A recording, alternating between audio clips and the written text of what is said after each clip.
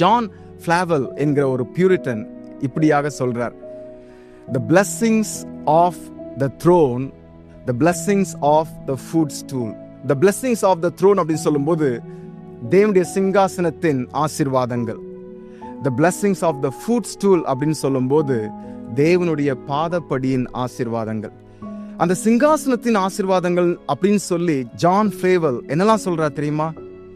நமக்கு இயேசு கிறிஸ்துவின் மூலமாக நமக்கு கிடைத்திருக்கக்கூடிய மீட்பு, ரட்சிப்பு, அது மட்டும் இல்ல, நம்ம இயேசு கிறிஸ்துவை ஏற்றுக்கொண்டதுனால அவர் நிமித்தமாக நமக்கு கொடுக்கப்பட்ட பரிசுத்த ஆவியானவர், அவருடைய பிள்ளைகள் என்கிற ஒரு அந்தஸ்து, நித்திய ஜீவனுக்கான ஒரு வாக்குத்தத்தம், இதுதான் சிங்காசனத்தின் ஆசீர்வாதங்கள் அப்படின்னு சொல்லி சொல்றார். தேவனுடைய பாதப்படியின் ஆசீர்வாதங்கள் சொல்வதெல்லாம் நம்முடைய அன்றாட வாழ்க்கைக்கு தேவையான ஃபுட், ஃப்ரெண்ட்ஸ், ஜாப், ஃபேமிலி.